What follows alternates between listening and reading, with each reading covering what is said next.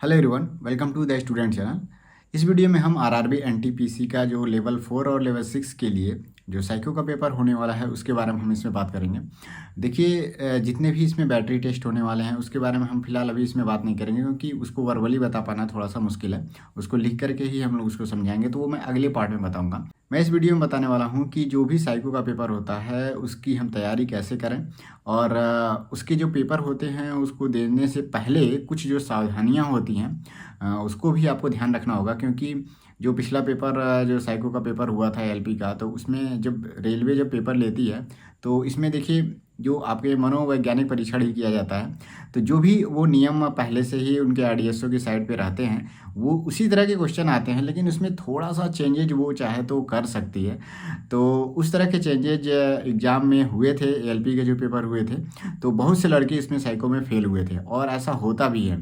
बहुत से लड़के साइको में फ़ेल होते हैं, उनके नंबर भले ही सीबीटी 2 में बहुत अच्छे होते हैं। तो उसी के रिगार्डिंग कौन कौन सी गलती जो एलपी के पेपर में हुए थे, क्योंकि वो पेपर पहली बार ऑनलाइन हुआ था, तो इस बार भी ऑनलाइन होगा। उससे पहले पेपर ऑफलाइन होते थे, तो उसी के अकॉर्डिंग ही जो नियम थे, वो रूल्स थे, वो बनाए गए थे। लेकिन जब पेपर हुआ ऑनलाइन, तो जब आप एग्ज़ाम हॉल में बैठे तो उसमें क्या हुआ कि टाइमिंग को लेकर के थोड़ा सा रूल्स चेंज हो गए थे।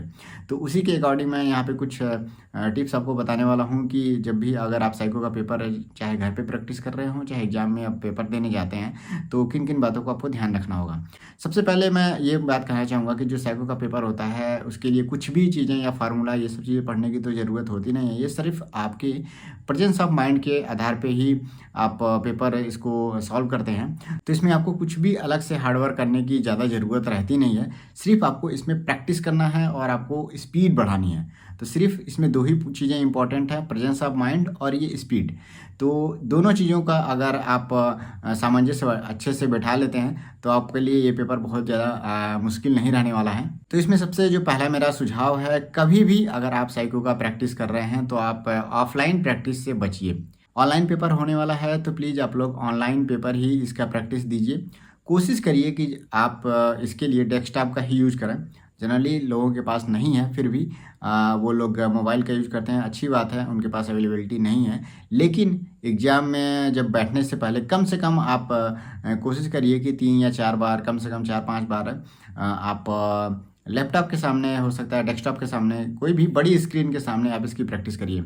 मैं इसका नुकसान बता रहा हूँ क्या होता है। जब भी आप अपने मोबाइल में इसका प्रैक्टिस करते हैं तो होता क्या है कि नेक्स्ट क्वेश्चन की तरफ जाना रहता है। जब नंबर ऑफ क्वेश्चन की संख्या 35 रहती है, 40 रहती है, तो आप उंगलियों से ही उसको स्क्रॉल कर ले जाते हैं, ऊपर करते जाते हैं और सारा क्वेश्चन आप टच करके सही कर ले जाते हैं।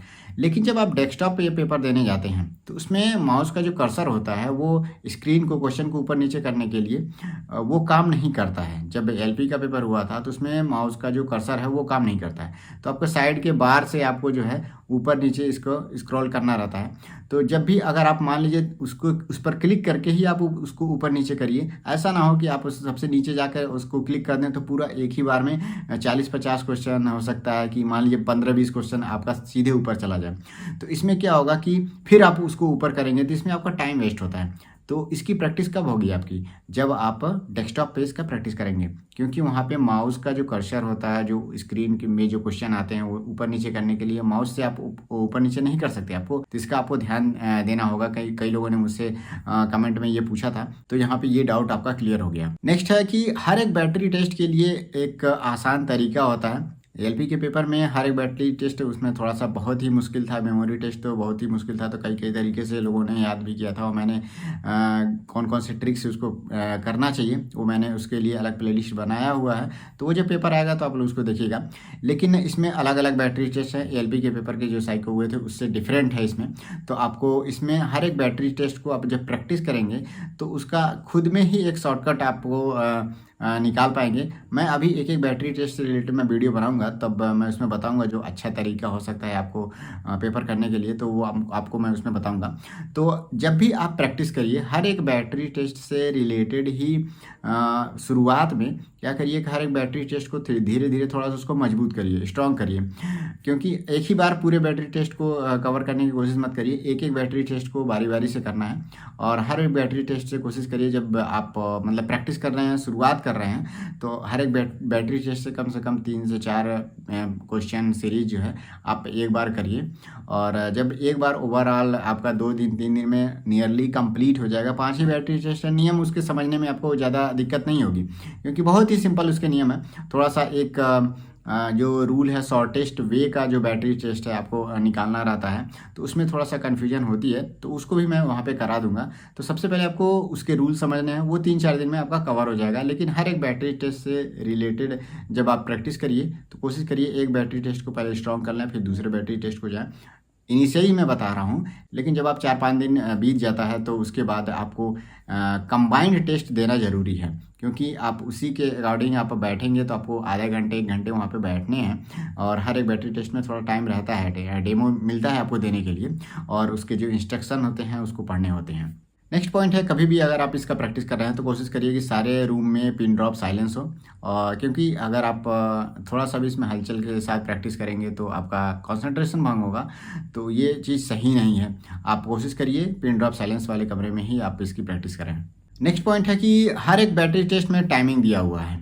जैसे पहला बैटरी टेस्ट है इंटेलिजेंट टेस्ट है, उसमें क्या है कि 35 क्वेश्चन है, 10 मिनट टाइमिंग दिया हुआ है। तो आप कोशिश करिएगा कि 9 मिनट में ही मेरा टारगेट रहे कि कब मैं इसको 9 मिनट में कंप्लीट कर ले रहा हूँ।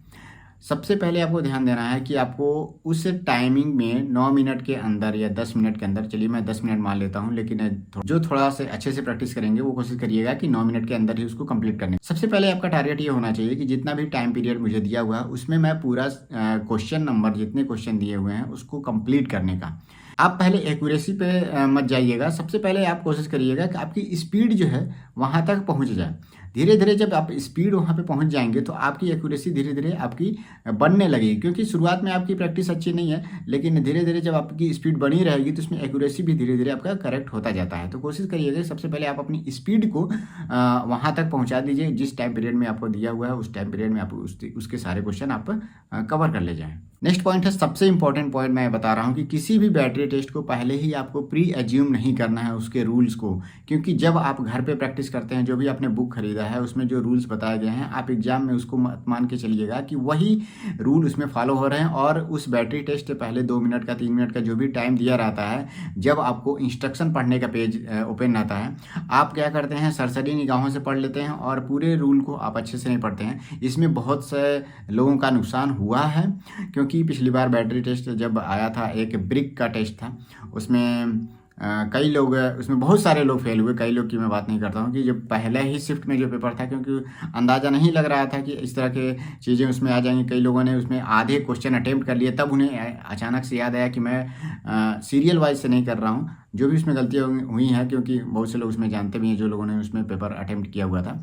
तो मेरा यही सुझाव है कि पहले से आप कभी भी प्री एज्यूम मत करिएगा कि ये बैटरी टेस्ट है और इसमें जो मैंने इस तरह से पढ़ा हुआ है उसी के अकॉर्डिंग इसमें चीज़ों को सॉल्व करना है। उसमें इंस्ट्रक्शन जरूर पढ़िएगा, वहाँ पर इंस्ट्रक्शन में थोड़ा बहुत हेर फेर RDSO चाहे तो कर सकती है, और कर देगी तो आपका पूरा का पूरा साइको बेकार हो जाएगा और आप उसमें डिस्क्वालीफाई हो जाएंगे।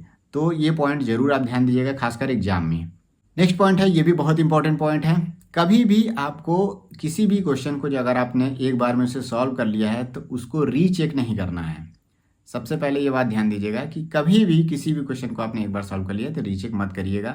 अगर आपने 15 क्वेश्चन या 10 क्वेश्चन सॉल्व किया है और उसमें से हो सकता है 6-7 क्वेश्चन आपने रीचेक किया, होता क्या है कि आप एक सरसरी निगाहों से करते हुए जाते हैं और लेकिन आपके जब आपने करेक्ट आंसर को मार दिया होता है, लेकिन आपके मन में ये डाउट बन जाता है कि पता नहीं मैंने सही किया है नहीं किया है, और एक्यूरेसी के चक्कर में आप उसको क्रॉस चेक करने जाते हैं और हो सकता है आपने सही किया हो। इस तरह से अगर पूरे 35 क्वेश्चन को 10 मिनट में करना है और उसमें अगर आपने 15 क्वेश्चन पे भी अगर क्रॉस चेक किया और आपने 2 गलती भले ही पा लिया हो, लेकिन आप 12-13 क्वेश्चन आपने सही किया था फिर भी दोबारा आपने क्रॉस चेक किया, तो इसमें आपका ही नुकसान है, आपका टाइम वेस्ट होगा। तो कोशिश आपको सबसे पहले यही करना है कि अगर आप, इसीलिए मैं कह रहा हूँ कि जो भी डेफिनेट टाइम है उससे 1 मिनट कम में ही आप कोशिश करिए वो बैटरी टेस्ट कंप्लीट करने का जो टारगेट लीजिए। होता क्या है कि पहली बार ऑनलाइन एग्ज़ाम हो रहा है, इसी तरह से एलपी के साइको पेपर में भी पहली बार ऑनलाइन एग्ज़ाम हुआ था। तो उसमें सभी बैटरी टेस्ट में उन लोगों ने 1-1 मिनट, 2-2 मिनट बढ़ा के टाइमिंग दिया था और सारे लोगों ने पहले से अच्छे से उससे 1-2 मिनट कम में ही प्रैक्टिस किया था, क्योंकि जब ऑफलाइन पेपर होते थे उसमें 1 मिनट कम करके पेपर आता था। लेकिन जब ऑनलाइन पेपर हुआ तो उसमें सभी बैटरी टेस्ट में जो मेमोरी टेस्ट था उसमें 1 मिनट एक्स्ट्रा आपको मिल गया था। तो हुआ क्या था, जब लोग पहले प्रैक्टिस कर रहे थे तो बैटरी टेस्ट थोड़ा सा टफ था, उस कम जो टाइम पहले से डिफाइंड था उस टाइम पीरियड में उसको सॉल्व कर पाना थोड़ा सा मुश्किल होता था। उसमें जो नंबर ऑफ क्वेश्चन आए हुए थे तो लोगों ने कहा था कि 1-2 क्वेश्चन 3 क्वेश्चन अगर आपसे मिस हो जाता है तो भी आपका सिलेक्शन की पॉसिबिलिटी बनती है। लेकिन एग्जाम में क्या हुआ कि 1 मिनट आरडीएसओ ने एक्स्ट्रा टाइम दे दिया। अब 1 मिनट एक्स्ट्रा टाइम दे दिया तो लोग समझ नहीं पाए और ये माइंड में उनके पहले से बन गया तो 1-2 क्वेश्चन जो है अभी भी हम चाहें तो स्किप कर सकते हैं और लोगों ने बताया कि पॉसिबिलिटी रहती है सेलेक्ट होने की। लेकिन ऐसा बिल्कुल भी नहीं हुआ कि क्योंकि जब आपका टाइम पीरियड बढ़ जाता है तो एक्यूरेसी एकदम 100% मान के चलिए आपको करनी पड़ेगी। तो जब अगर आप एग्जाम में अगर हो सकता है कि आपने 10 मिनट की प्रैक्टिस करके गए हों, अगर हो सकता है कि उसमें 11 मिनट आपको मिल जाए। मैं ये पॉसिबिलिटी बता रहा हूँ, ऐसा हुआ था एलपी के साइको पेपर में। तो अगर 1 मिनट अगर आपको एक्स्ट्रा मिल जाता है तो आप कोशिश करिएगा कि मैं पहले से ही अच्छा करता आया हूँ, तो आप थोड़ी सी स्पीड अपनी स्लो करिएगा, लेकिन आप क्रॉस चेक करने के पीछे मत जाइएगा कि ऐसा है कि ये क्वेश्चन मैंने कर लिया, अरे यार गलती है कि नहीं, फिर से इसको क्रॉस चेक कर लेते हैं, हाँ ये सही है। तो आप क्या करिएगा, स्पीड भले ही धीमी कर दीजिएगा लेकिन क्रॉस चेक मत करने जाइएगा। हुआ था मेरे साथ एक बैटरी टेस्ट में, क्या हुआ था कि थोड़ा सा डिफ़िकल्ट आ गया था वो। उसमें जो फिगर दिए हुए थे, चारों 5 फिगर दिए हुए थे, उसमें क्या हुआ था कि चाइनीज़ लैंग्वेज कभी लिखी हुई थी, उसमें सिमिलरिटी वाला टेस्ट था तो उसमें ध्यान देना था। तो हुआ क्या कि देखा मैंने कि सारे जो बॉक्स हैं उसमें थोड़ी सी इस तरह से बहुत डिफ़िकल्ट चीज़ें दी हुई थी। तो इसमें करीब 90 क्वेश्चन के आसपास उसको करने थे। तो मुझे लगा कि इसमें थोड़ा सा डिफ़िकल्ट है और टाइम क्या हुआ था कि 1 मिनट शायद 2 मिनट उसमें एक्स्ट्रा मिल गया था।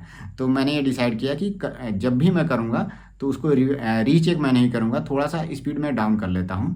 तो मैंने थोड़ा सा स्पीड स्लो किया और अच्छे से करके मैंने क्वेश्चन किया था। तो मेरा पूरा क्वेश्चन उसमें अटेम्प्ट हो गया था और लास्ट में एक क्वेश्चन बस रह गया था, मेरा पूरा अटेम्प्ट हुआ था और उसमें काफ़ी अच्छे स्कोर था उसमें। तो यही है कि अगर आपको टाइमिंग थोड़ा सा बढ़ के मिलता है तो आपको एक्यूरेसी और बढ़ा के चलनी पड़ेगी और स्पीड को थोड़ा सा आप डाउन कर सकते हैं। ये मेरा सबसे अंतिम सुझाव था। और इसके अलावा मैं कोशिश कर रहा हूँ कि जितने भी एनटीपीसी में जो साइको का पेपर है उसके सभी बैटरी टेस्ट को मैं एक एक करके आपके सामने लेकर के उसको कवर कर दूंगा एक एक वीडियो में, जिससे आपको सहूलियत होगी। लेकिन प्रैक्टिस आपको ऑनलाइन खुद ही करना होगा। और भी कोई अगर आपको डाउट है तो आप कमेंट सेक्शन में पूछ सकते हैं, चाहे तो इंस्टाग्राम पे मैसेज कर सकते हैं। आईडी है @thestudent.study। Thank you, all the best.